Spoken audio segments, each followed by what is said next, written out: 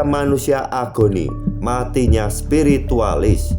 Mengapa manusia pada hari ini mengalami kejenuhan dan kelelahan yang hebat?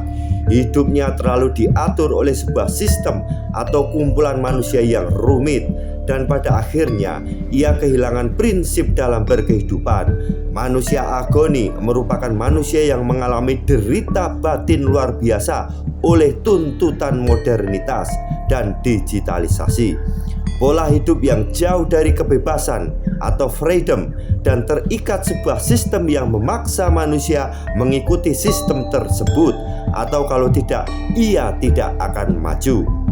Manusia hampir tidak bisa lepas dengan penderitaan. Bahkan bisa jadi peradaban itu penderitaan yang terikat di dalamnya. Kebutuhan akan digital menjadikan manusia bergantung dengan hal-hal yang sebenarnya itu bukan kendali manusia. Manusia hanya dapat merasakan effort akan sebuah sistem itu sendiri dan tidak bisa lepas dari kendali sistem Argonaut raksasa. Itu adalah hasil dari ilmu pengetahuan manusia, humanoid, artificial intelligence, senjata biokimia, membuat manusia semakin menjadikan dirinya hilang dari keotentikan manusia sebagai homo religius. Bila ditarik dalam konteks kekinian, pemilu 2024 diyakini sebagai jalan menuju kebaikan. Apakah itu jaminan? Tentu bergaransi bila terlepas dari pemilu yang praktis, transaksional, dan materialistis. Tidak ada money politics. Jangan lagi ongkos politik yang tinggi akhirnya tetap saja menyandera dalam belenggu sistem yang endingnya terus sebagai bangsa yang tidak berdaulat, terjerembab dalam praktik materialistik, jor-joran dalam hal apapun. Semangat pembangunan telah bergeser menjadi pembangunanisme.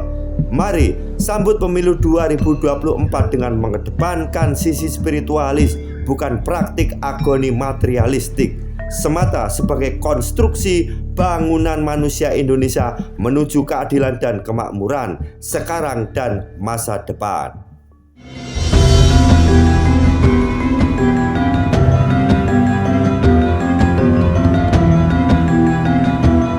Tembang mocopat terdapat 11 tembang dengan cirinya yang khas, yaitu dengan metrum atau pakem. Metrum yang dimaksud yaitu memiliki guru gotro, yaitu banyaknya baris yang terdapat pada setiap bait. Memiliki guru wilangan, yaitu banyaknya suku kata yang terdapat pada setiap baris. Dan memiliki guru lagu, yaitu huruf vokal yang terdapat pada bagian akhir baris. Tembang mocopat merupakan nuansa kebudayaan yang dimiliki masyarakat Jawa. Pada zaman dahulu, mocopat merupakan sebuah seni dalam memaknai kehidupan. Kemudian ditembangkan menjadi sebuah syair irama yang merdu sesuai titilaras. Sederhananya, mocopat merupakan sastra kuno yang memiliki pakem tertentu. Dalam sejarahnya, asal mula mocopat atau didefinisikan membaca empat-empat sebuah syair, kidung, gubahan, dan bentuk sastra lainnya. Menurut beberapa ahli sastra Jawi, tembang ini diciptakan oleh Prabu Dewowo Seso atau Prabu Sri Banjarsari di Sigaluh sekitar tahun 1279 Masehi. Dan juga ada yang mengatakan tembang ini dibawa oleh para wali untuk menyebarkan Islam. Tembang mocopat dengan manusia. Seluruh tembang mocopat ada konektivitas dengan kehidupan manusia. Maka setiap yang terkandung terkadang memiliki nilai-nilai filosofis sekaligus eksistensialis. Eksistensialnya adalah di mana tembang tersebut representasi manusia sebagai cermin untuk manusia lainnya dalam menanggapi suatu fenomena. Misalnya, tembang mijil yang bermakna keluar merupakan fase di mana manusia keluar dari rahim ibunya dan semata-mata menggenggam hakikat ia sebagai manusia. Mijil bersinonim dengan kata lawing, juga bermakna tumbuh-tumbuhan yang berbunga yang baunya wangi. Mas kumambang berarti emas, sesuatu yang berharga, dan kumambang yang mengapung, sindiran untuk manusia ketika ia dalam rahimnya merupakan suatu yang berharga menjadi manusia, atau juga berasal dari kata premas, yaitu punggawa dalam upacara saministis. Kumbang dari kata ka dan ambang atau kamwang dan kembang. Kemudian tembang sinom yang berarti juga si enom, fase di mana manusia mengalami proses awal kehidupan, atau juga perkumpulan pemuda untuk membantu menemukan tujuan di dunia ini. Tetapi ada juga menurut pendapat lain bahwa sinom merujuk upacara anak muda zaman dahulu. Kemudian tembang kinanti berarti bergandengan, teman, nama, atau sebuah benda menunjukkan sisi simbolis sebagai tuntunan untuk mencari suatu pelajaran yang baik.